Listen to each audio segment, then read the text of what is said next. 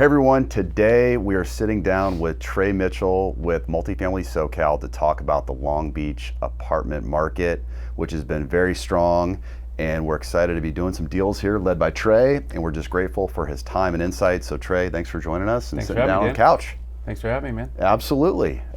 So if you don't mind, give the viewers an update on what's going on in Long Beach. Yeah, Long Beach is actually doing pretty good right now. I would say that from the beginning of the year where we are today, it is a little bit different. I would say the dust is somewhat settling a little bit with, everybody knows how high interest rates have gotten from what we were used to in 2021 and 2022.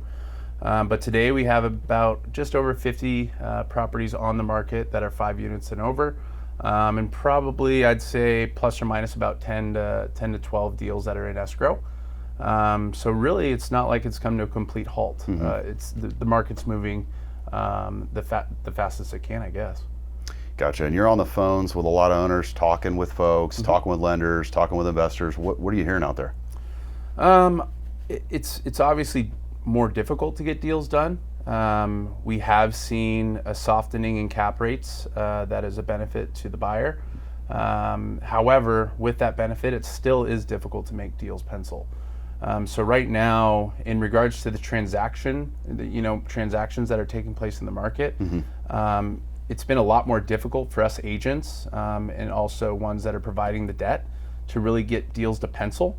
But with that said, there is still an appetite for buyers to come in and purchase good real estate, and there are some sellers out there with needs.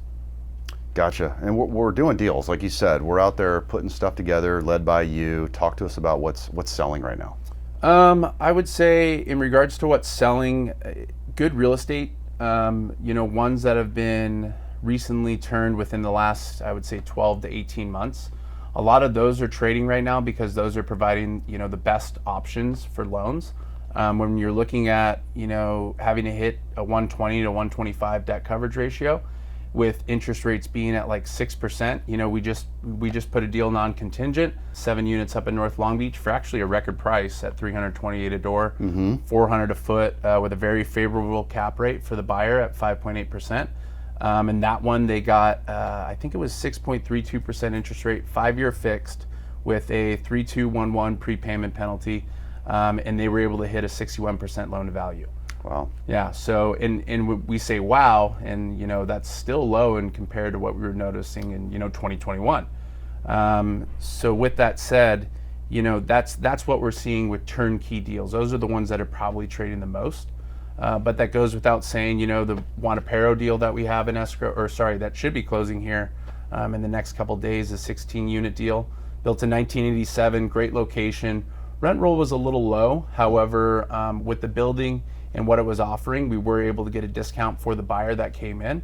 And they are purchasing just at a near 5.8 cap, 5.9 cap, 1987 build, 300 a unit at about $358 a foot. So very favorable real estate. However, Mm-hmm. the financing there is going to be a little bit lower because it's a true value add deal. Right. What about towards the coast? I mean, I know the cap rates are lower, but is there still good levels of trades going on? Or Yeah, I would say that's probably the core market that we're seeing that's been created in this environment, in the economy that we're in today. Majority of transactions and even deals on market are going to be south of PCH. So that's about 12 streets up from the ocean. And then I would say of that, data set, more likely than not, if you're west of Alamitos, south of 4th, that's where you're seeing some of the best deals, just in my personal opinion. Not necessarily from a cap rate perspective, but just good, solid real estate. There's really a good amount of deals that are going down that I think you and I would even do if we were, putting our investor cap on. Gotcha. So there's opportunities out there. They're arising. Yeah, I think there's opportunities out there. The opportunities are coming to the ones that are extremely well prepared for what the market is offering. And the ones that are steps ahead with people that either have, strategic advisors and broker relationships, but also, personal relationships with lenders and or somebody that's representing them, like a loan officer, to go and negotiate on their behalf and get the best possible deal they can. Right. Now, what's going on with rents? Are rents holding up in most of the cities? Yeah, I mean, we've seen some softening in certain pockets of Long Beach. I would say if you're looking from a Section 8 perspective, which is popular in some of the more northern parts of Long Beach, or like the Wrigley corridor, there's been some softening there in the way that the government's seeing the rental market. But with that said, I mean, the corridor that I just mentioned, west of Alamitos, south of 4th, you and I actually did a deal last year on East 3rd Street, majority 1-bedroom, 1-bath, and they did a premium renovation. And this is going to blow your mind, but they did a premium renovation with washer and dryers in the units, and they hit about $2,700 a month for a 1-bedroom, 1-bath. So to think about that, it's just mind-boggling. So when you're looking at it from a 30,000-foot view, you would say, in theory, the market should be softening in the rental market. But if you have the right units, you're delivering it to the rental market appropriately, you can still hit pretty strong rents. And I think that goes without saying, where Long Beach is from an LA metro, we're still, 20% under what the metro is, what the metro average is. So there's even some runway for Long Beach to continue chasing high rents. That's good to know. I like the fact that there's just so much velocity in Long Beach. There's always something going on. So if you're actively looking to acquire units, you've got to pay attention to the Long Beach market for sure. Yeah, absolutely. I mean, it really Long Beach, tip of the cap to the city. It's just, it's one of the only downtown urban oceanfront environments that you could find between San Francisco and San Diego. Yep. And then there's yield there. It seems like the cap rates are a lot better as you kind of compare it to Orange County. Yeah.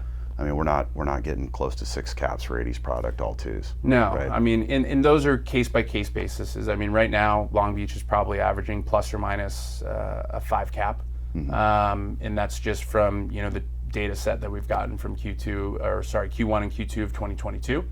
If you're in better pockets like that corridor that I mentioned, west of Alamitos, south of 4th, working in the Belmont Shore, you're going to be in the high to mid 4s. Gotcha. And then as we move into further in the second half of the year, what's coming up? Have we got any good inventory coming up, or any opportunities on the horizon? Yeah, I mean, even us personally, we have a 14-unit deal on East 3rd Street in a better part of Alamitos Beach that's going to be coming to the market pretty soon. So that will be great. But I'm optimistic that the market is going to be in a healthier spot, mid 2024. I think we still have some choppy waters leading up in the end of this year, but that goes without saying. There's still a lot of people out there with needs. Absolutely, and it's great you're right there as a resource. You know what's going on. You're in the market. You're in the deals. You're seeing what's going on. I know transactions are getting a lot more challenging, but we're getting them done. And like you said, people have needs. Trey, what is a topic of concern that you're hearing in the market, or something that you're aware of? What's going on? I would say, besides interest rates and what everybody knows, I would say what's been quite interesting is the effects that utilities, the increases in utilities that we're seeing, insurance premiums, really above the line expenses that are out there and that are changing at a rapid pace. That's a severe concern for many landlords, especially ones that own and operate buildings that are built in, the early 1900s or mid 1900s. It's becoming to show these owners how capital intensive these assets can be. And when they potentially have a loan coming due with the interest rate environment that we're in multiple different types of scenarios, they're coming to the realization that the value that they may have lost in the last year is going to cause them to put even more money into the building on top of making improvements, just to potentially pay off a loan and continue to hold on to their own keys. So that is something that I think is very notable and is affecting landlords' appetite for maintaining and owning and operating assets here in Southern California. And then number two, of where their true value is going to be landing if they ever choose to go do something in the market today. No, it makes a lot of sense. No, thanks for sharing that. I think the big thing too is insurance, right? Like at all that, the insurance. I mean, when owners used to just go out and get insurance, they talk to either an insurance agent, you get a couple quotes, and you just pick one, and more or less, I'm simplifying it. But now it seems like you might have one quote. There's a lot of carriers that are pulled out, And you're right, they're really sensitive to the wiring, the panels, the condition of the systems, the roofs. The premiums are way up, but then just a lot of folks don't see it on our side, the transaction side, a buyer getting a new policy, right? Correct, yeah. And that it comes in, and we talk to the insurance brokers, and they've got maybe, it's just very difficult. You can tell on the phone they're trying to make things work, and they might not have the right match, or there's going to be some things that need to be done to the property before they can issue. And sometimes sellers feel like, hey, that's not my problem, that's a buyer problem, but it's kind of becoming a seller problem because they're not able to get the insurance through. So we've got 8 properties in escrow right now, and of those 8, we've got 2 that we're doing panels on just in escrow. That's not something that we could have got done post-close. So I agree. And there's a lot of buildings in Long Beach. There's a lot of older buildings in Long Beach, and that's going to be a growing concern for sure. So I think 100%. Making sure owners are aware of that now. Maybe it's wise to get some of those things done sooner than later. Yeah.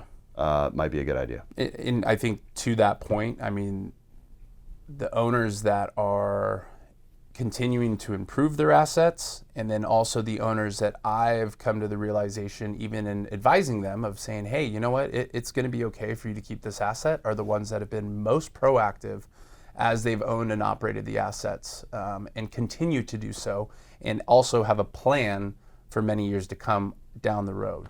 Yeah. Those that are proactive, they're enjoying owning and operating multifamily. Got it. So more or less what you're saying is, if you're an owner and you've just kind of like kept things steady Eddie and just running it, kind of sideways for a while and just operating for cash flow and not raising rents or doing any CapEx, you're ultimately going to have to face some realities. Exactly. Yeah. But if you're proactive and you're keeping up with your building and maintaining the property and keeping up with insurance requirements and whatnot, you can be ahead of things. 100%. And then also protect your equity. Absolutely.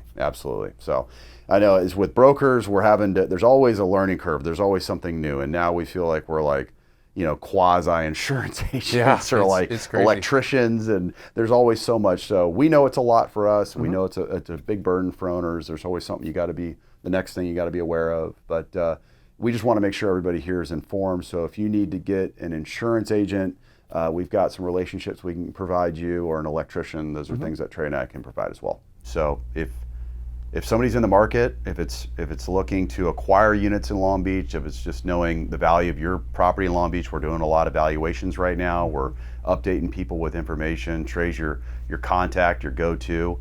And if we can help out in any way, let us know. We'll put Trey's contact information here in the comments below. And if you want to talk to Trey one-on-one, feel free to reach out. Thanks so much for watching. We'll see you on the next one.